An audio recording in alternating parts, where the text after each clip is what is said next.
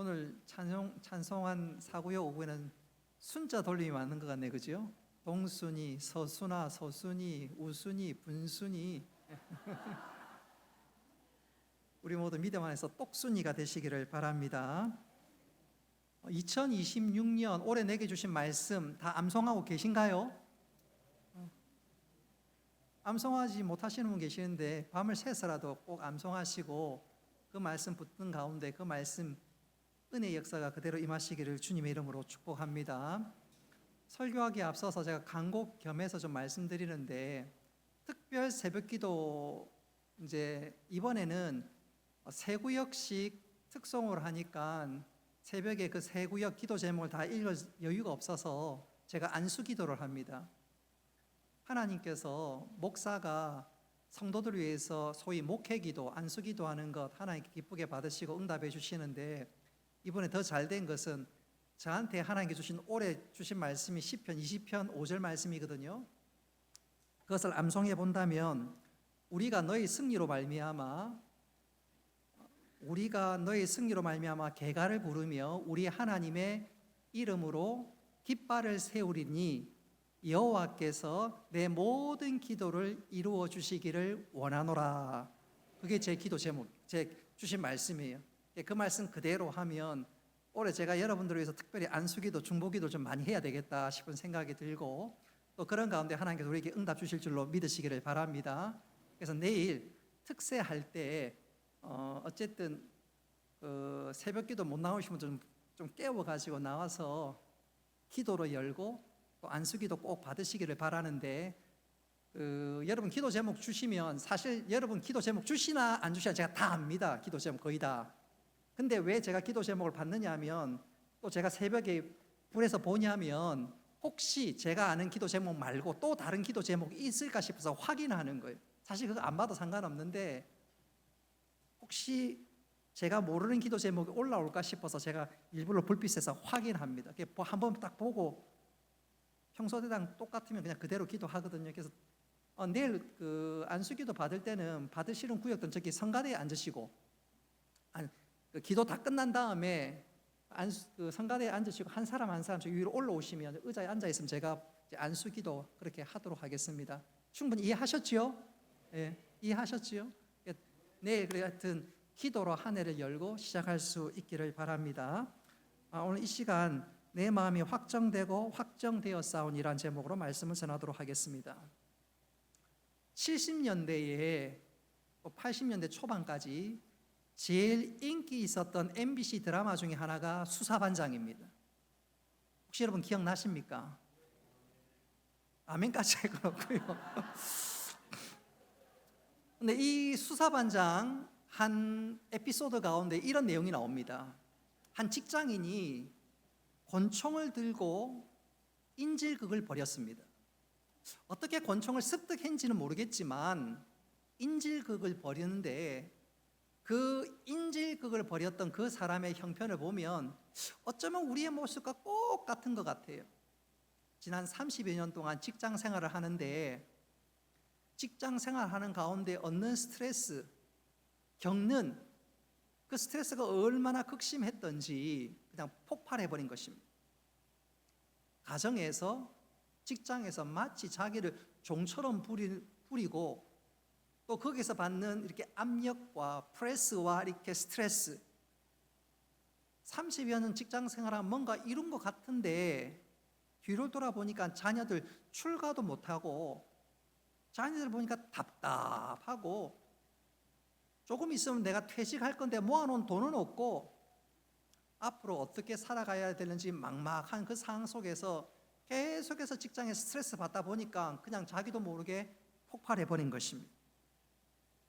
굳이 수사반장의 한 에피소드를 소개하지 않는다 할지라도 우리 주위에, 아니 어쩌면 나 자신일지도 모르겠지요, 인생의 무게감에 짓눌려서 살아가는 분이 적지 않아 있을 것입니다.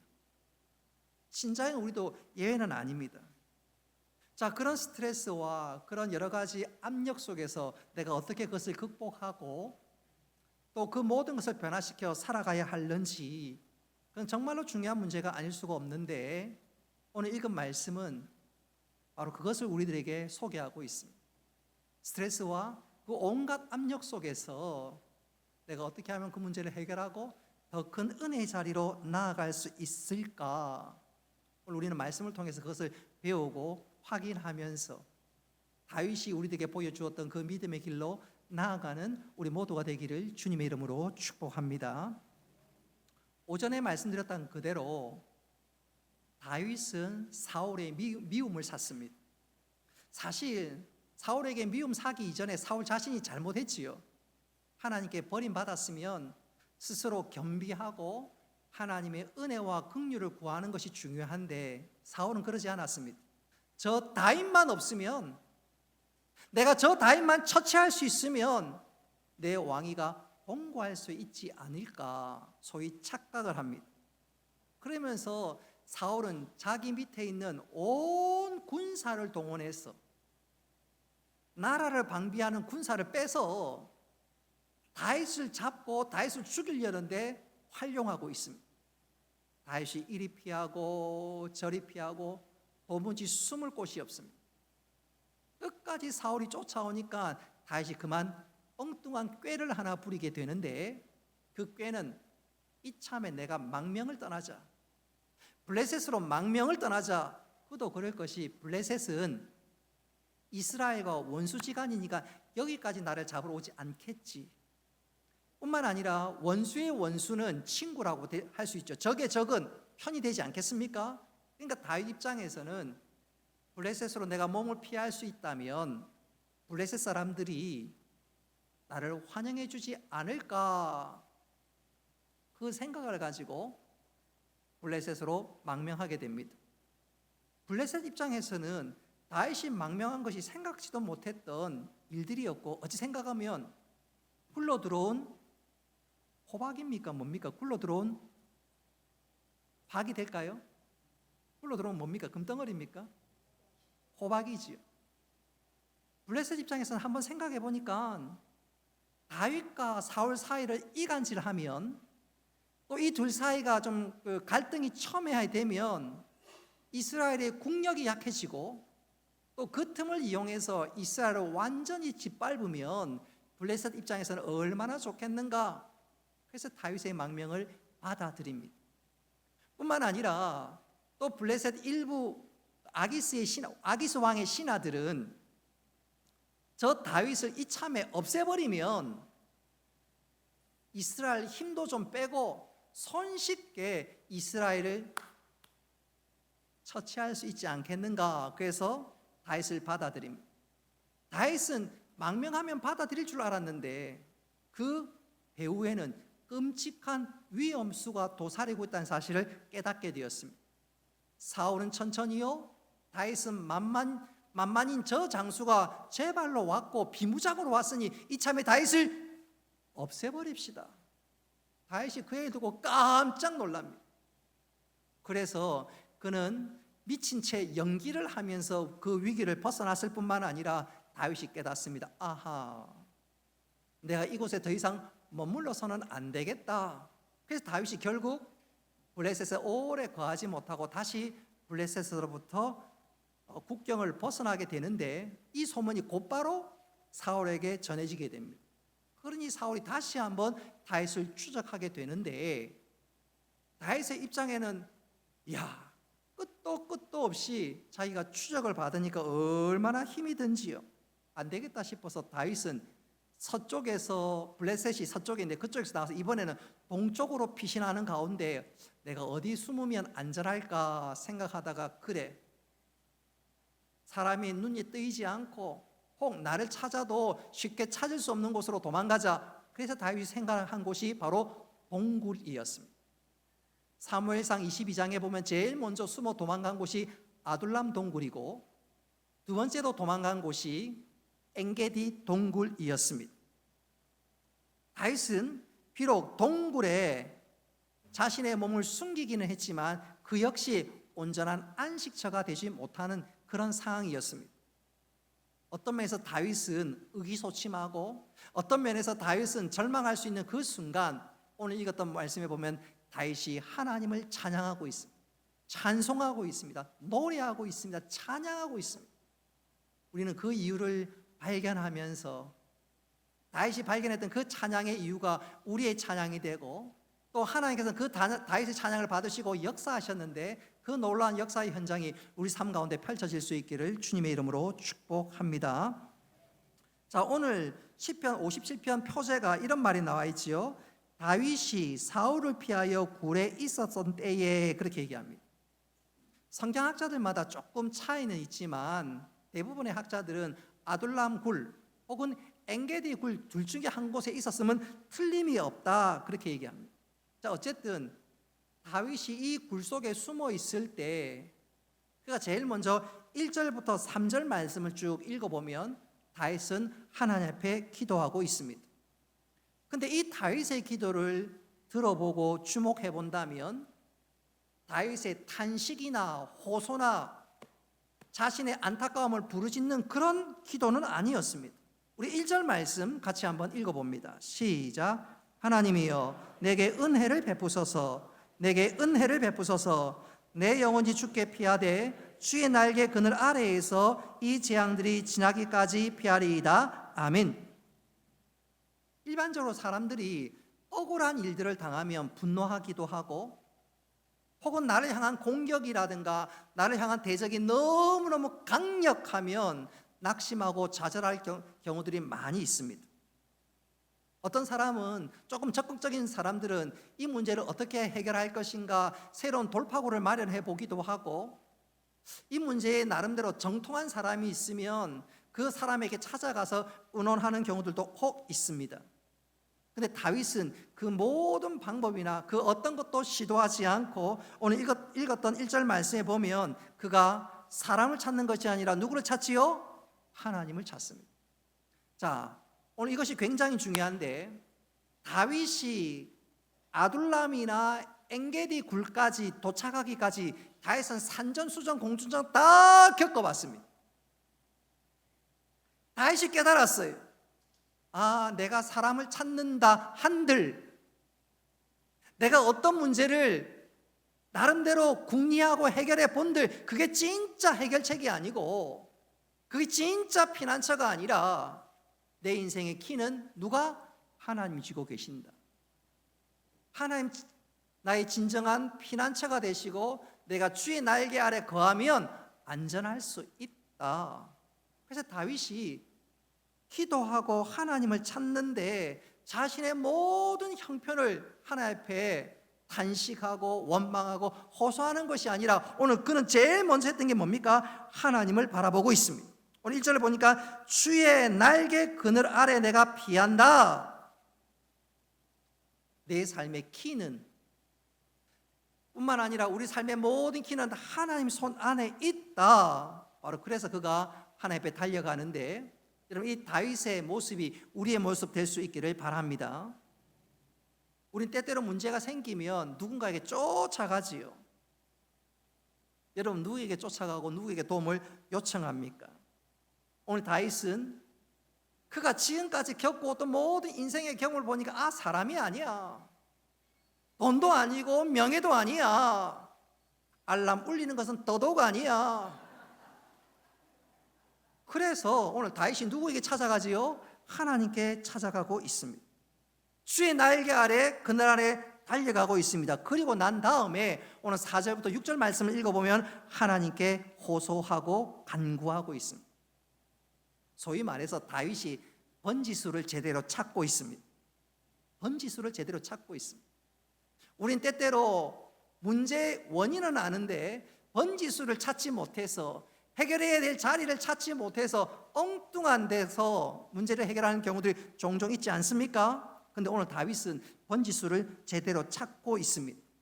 그리고 그 다음에 기도하는 순서, 그리고 그 모든 일련의 과정을 보면요, 다윗이 순서가 착착착 맞습니다. 우리는 기도할 때 본능적으로 내 문제를 아릴 때가 많습니다. 내 형편을 그냥 쏟아놓을 때가 많습니다.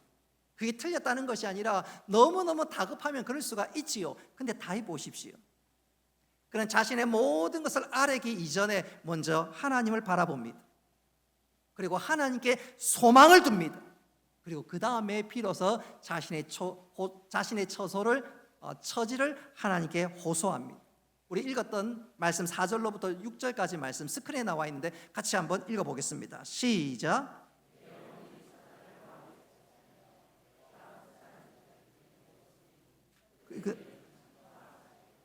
그들의 혀는 날카로운 칼 같도다. 그들이 내 그리를 막으려고 그물을 준비하였으니 내 영혼이 억울하도다. 그들이 내 앞에 웅덩이를 팠으나. 아멘. 여러분 스크린에 나와 있는 말씀을 잘 보십시오. 다윗의 형편과 처지가 어떤가요? 4절에 보니까 굶주려 사나운 사자들 한가운데 있는 것 같습니다. 뿐만 아니라 사방이 불타는 한가운데 있는 것 같고, 계속 글을 좀 띄워주십시오. 원수들의 이빨은 창이나 화살 같고 또 혀는 날카로운 칼과 같습니다. 6절에 보면 이 원수들은 다윗을 향해서 그물을 놓고 웅덩이를 파 다윗을 잡으려고 준비하고 있습니다. 자, 이 정도 되면 여러분이 다윗이라고 상상을 해보십시오. 다윗의 형편이라고 한번 생각해 보십시오. 속된 말로 미칠 노릇 아니겠습니까? 좌절하고 낙심할 수 있지 않겠습니까? 진짜 생사의 바로 그 한가운데 있는 것 같은 느낌이 받을 것 같지 않겠습니까? 그럼 밤에 잠이 오겠습니까? 염려와 걱정에 완전히 내 목을 꽉 죄어오는 것 같지 않겠습니까? 그런데 오늘 4절 중반절에 보십시오. 4절 중반절에 보니까 다윗은 그런 형편 가운데 내가 누웠으니 그랬습니다. 그런 사람들 사이에 내가 누웠으니 내 형편과 상황과 모든 주위가 그야말로 죽을 지경이지만 하나님 바라보니까, 하나님 의지하니까, 하나님 내 소망 되심을 확신하니까 그는 편안히 누울 수 있었다 고백하고 있습니다. 한번 여쭤볼게요. 혹시 여러분의 자녀가 내일 군대 간다고 칩시다. 여러분의 자녀가 내일 임용고시 시험을 친다고 한번 생각해 봅시다. 여러분의 자녀가 내일 입사를 앞두고 마지막 최종 면접을 한다고 생각해 봅시다. 그 전날 잠이 오겠습니까? 그 전날 편안히 발을 뻗고 그 침대에 들어갈 수 있겠습니까? 염려가 되고 어떻게 될까 안절부절하지 않겠습니까? 그런데 오늘 다윗은 그런 것보다 훨씬 열악한 환경 속에서도 평안하게 잠들고 있습니다. 걱정 근심하는 것이 아니라 편안히 잠들고 있습니다. 다윗이 영적 감각이 떨어져서 뭔가 몰라서 그럴까요? 천만의 말씀입니다. 하나님께 소망 두니까, 내가 하나님 안에 있으니까, 내가 하나님 날개 아래 있으니까 하나님 나를 책임져 주셔. 마치 이런 거지요. 우리 집에 아이들이 좀 어릴 때 휴가를 가기 위해서 하루 전날 집사람하고 저는 물건을 바리바리 준비하고 쌉니다. 근데 아이들이는 태평이에요, 태평. 엄마 아빠가 하기나 말기나 지할 거 다 하고 아무 걱정하지 않습니다. 자기 팬티 하나 제대로 챙기지 않습니다. 양말 하나 챙기지 않습니다. 엄마가 다 해줄 줄 아니까, 엄마가 책임져 주니까 아빠가 돈을 쓰겠지 걱정하지 않습니다. 자기 칫솔 치약 하나 챙기지 않습니다. 엄마 아빠가 다 책임져 주니까. 여러분, 하나님께서 우리에게 그런 은혜를 베푸시러 주신 줄 믿으시기를 바랍니다. 자, 우리 7절로 9절 말씀 같이 한번 읽어보겠습니다. 시작. 하나님이여,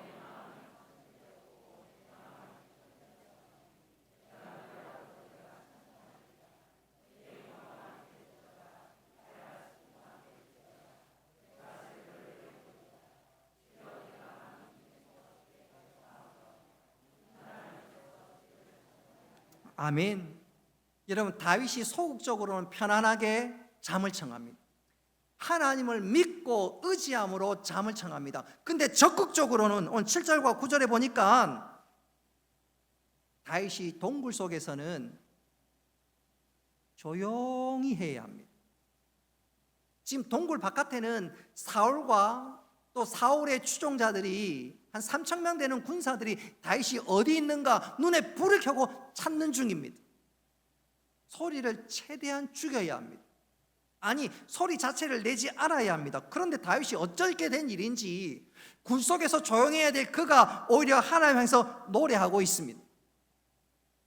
여러분, 노래하면 나 여기 있습니다 광고하는 거 똑같지 않습니까?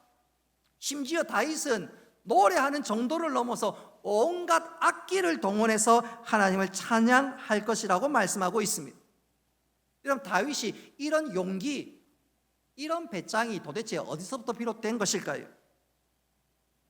하나님이 나를 책임져 주시고 내가 주의 날개 그늘 아래 있다, 이 믿음이 있으니까 그가 이런 고백, 이런 노래, 이런 찬양을 하게 된 줄 믿으시기를 바랍니다. 자, 다윗의 겉모양은 편안하게 잠을 잡니다. 심지어 노래할 만큼 하나님을 신뢰하고 있습니다. 자, 그렇다면 이번엔 다윗의 속사람, 그의 마음은 어땠을까요?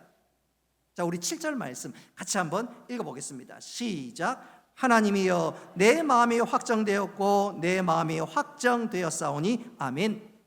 이 확정이라는 말은 고정하다, 그 말입니다. 자, 다윗을 지금 흔드는 외부 요인들이 얼마나 많은지 몰라요. 바깥에서 귀를 기울이면 사울과 그의 군사들이 다윗이 어디 있어? 여기는 없는데요. 그럼 저쪽 찾아봐. 그런 소리가 들립니다. 그리고 동굴 바깥에서 나와서 이리저리 살펴보면 진짜 사울과 그 군대의 움직임이 눈에 띕니다. 그런 상황이라면 얼마나 마음이 조마조마할까요? 혹시 여기를 찾는 것 아닌가? 마음이 흔들릴 수도 있고 염려와 걱정이 될 수도 있습니다. 바로 그때 다윗의 마음은 고정되었습니다. 누구에게? 하나님께 고정되었습니다. 할렐루야. 그래서 흔들리지 않았습니다. 뿐만 아니라 그는 하나님께 마음이 고정될 뿐만 아니라 그의 모든 관심은 하나님께 있었습니다. 우리 11절 말씀 같이 한번 읽어봅니다. 시작. 하나님이여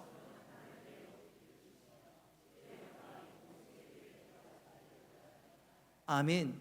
지금 다윗은 죽을 지경인데 자기에게 집중해도 모자랄 판에 다윗의 모든 관심은 누구에게 있다고요? 하나님께 있습니다. 하나님과 그의 이름과 그 영광에 가 있습니다.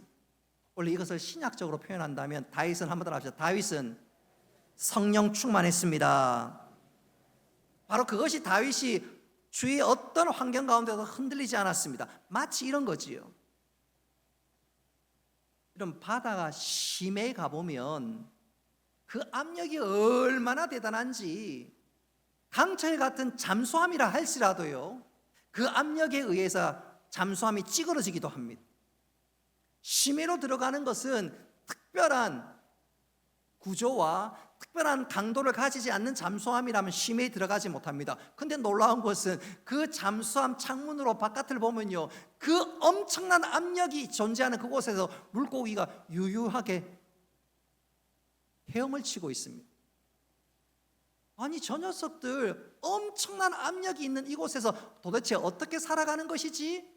근데 그 물고기를 잡아보면요, 물고기가 흐물흐물하고 대단한 것 같지도 않은데 어떻게 보내는지 진짜 놀랍습니다.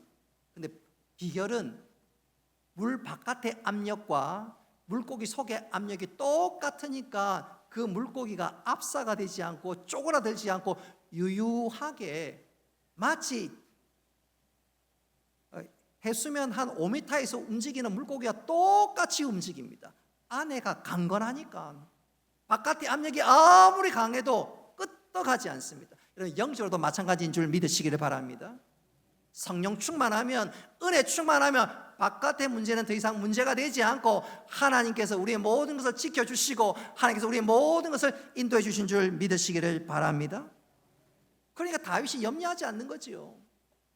성령 충만하니까, 하나님으로 가득하니까 죽든지 살든지 하나님 책임져 주신다. 지난번에 하나님 나에게 약속하셨다. 네가 장차 왕이 되리라. 왕이 될 나의 미래가 있다면 내가 여기서 죽지 않지. 하나님 반드시 책임져 주실 거야. 이해는 안 되지만, 방법은 모르지만 하나님 반드시 책임져 주실 거야. 할렐루야. 다윗의 믿음에 하나님께서 그대로 응답하시고 역사하시는데 그 방법이 놀랍습니다. 자, 오전에는 블레셋이 이스라엘을 치러 와서 다윗이 오히려 안전하고 사울이 그 자리를 떠나지 않았던가요? 이 동굴에선 또 다른 하나님의 놀라운 방법이 나타납니다. 사무엘상 24장을 읽어보면 이 사울이 어느 날 다윗을 쫓아가다가 아마 배에서 소식이 왔습니다.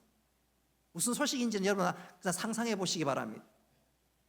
동굴 속에 들어가서 큰 일을 봅니다. 바로 그때였어요. 다윗이 그 장면을 보고 사울에게 살금살금 달려가서 사울의 옷자락 한 부분을 자릅니다. 사울은 죽었다 깨어나도 그 사실을 모릅니다. 그리고 볼일을 보고 동굴 밖으로 나갔습니다. 얼마나 갔을까? 갑자기 다윗이 동굴 바깥으로 나와서 사울에게 소리를 지릅니다. 사울이여! 이것을 보소서. 저게 뭐지? 이것은 당신의 옷자락입니다. 당신이 동굴에 들어와서 볼일 볼 때 내가 당신을 죽일 수 있는 절호의 기회가 있었지만 당신은 하나님의 기름 부음 받은 자입니다. 당신의 생사화복은 하나님 손에 있는데 내가 어떻게 당신을 처리하리요?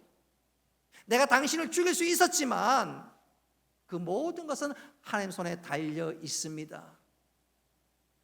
다윗이 그 얘기를 듣는 순간 사울이 충격을 받았고 충격을 넘어서 나중에 감동을 받습니다. 나는 다윗을 죽이려고 했는데 다윗이 나를 살려주다니. 그리고 저 다윗의 믿음이 얼마나 좋은지. 그래서 사울의 입에서 생각지도 못하는 말이 튀어나오는데 사무엘상 24장 19절에 보면 하나님께서 네가 한 일을 선으로 갚기를 원하노라. 20절에서는 네가 반드시 장차 왕이 되리라. 무슨 말입니까? 내가 아무리 너를 죽이려고 해도 하나님 너를 보호하시는구나. 하나님 너를 책임져 주시구나. 그렇게 되기를 원하노라. 사울의 입에서 도무지 있을 수 없는 말이 터져나왔고 그 얘기를 듣는 순간 다윗이 얼마나 흥분하고 감격스러웠을까요? 하나님, 결국 하나님이 이기게 하셨습니다. 하나님 저를 지켜주셨습니다. 하나님 당신의 이름을 높여드립니다. 그리고 하나님께서 결국 다윗을 지키시고 왕으로 세워주셨습니다. 할렐루야. 말씀을 맺도록 하겠습니다. 우리의 미래와 우리의 인생은 불안정합니다. 우리의 삶이 예측 가능하지 않습니다. 멀리 볼 것도 없어요. 오늘 오후에 최진식 집사님 119에 갑자기 실려갔잖아요. 감사한 거는요, 오늘 우리 짧은 시간이지만 우리가 함께 모여 기도했습니다. 하나님께서 그 기도를 들으시고 은혜 베풀어 주실 줄로 믿습니다. 우리 최진식 집사님 영적인 관점에서 보면 기도의 산 제물이 되었습니다. 오늘 우리가 개인적으로 좀 기도도 하고 또 그 기도 가운데 응답해 주시는 하나님의 놀라운 은혜를 경험할 수 있기를 바랍니다. 우리 최 집사님을 빗대지 않더라도 우리의 삶의 변수들이 얼마나 많은지 몰라요. 그것이 나를 얼마나 또 곤란하게 만드는지도 모릅니다. 괜찮을 것 같은데 우리의 나이는 들어가면서 우리 외모는 쪼그라집니다. 또 우리의 건강도 옛날보다 약해져 가기 시작합니다. 기억력도 점점점 흐려져 갑니다. 써야 될 돈은 많은 것 같은데 옛날만큼 수입이 그렇게 수입이 많이 들어오지는 않습니다. 때때로 내가 의도한 건 아닌데 말 한마디 잘못해서 인간관계가 꼬여가기도 합니다. 그러다 보면 진짜 내 삶이 폭발할 것만 같습니다. 분명한 것은 다윗은 우리보다 더 힘든 열악한 환경, 조건 가운데 그야말로 폭발할 것만 같습니다. 근데 다윗은 그것을 극복했을 뿐만 아니라 오히려 노래하고 찬송하는 자리에 이르게 되었습니다. 어떻게 그것이 가능했을까? 딴 거 없지요. 다윗은 인생의 어려운 고난의 사망의 음침한 골짜기를 지나면서 깨달은 것이 있습니다. 사람이 아니다, 물질이 아니다, 명예는 더더욱 아니다, 오직 하나님께 달려가자. 하나님 나의 피난처가 되시고 반석이 되시고 요새가 되시고 그 날개 아래 피하자. 그랬더니 오늘 7절 말씀처럼 하나님은 그의 마음을 딱 고정시켜 주시고 그의 모든 문제를 해결해 주셨을 뿐만 아니라 그가 생각했던 것보다 더 놀라운 방법으로 역사해 주셨습니다. 바라는 것은 다윗의 하나님이 우리 하나님이신데 우리 모두 어떤 환경, 모든 상황 속에서 다시 한번 하나님, 믿음의 주여 온전케 하신 주님 바라봄으로 하나님께서 2026년도를 진짜로 선물로 주신 것을 경험할 뿐만 아니라 이 한 해를 달려가면서 감사와 찬양을 높이 올리는 우리 모두가 될 수 있기를 주님의 이름으로 축복합니다.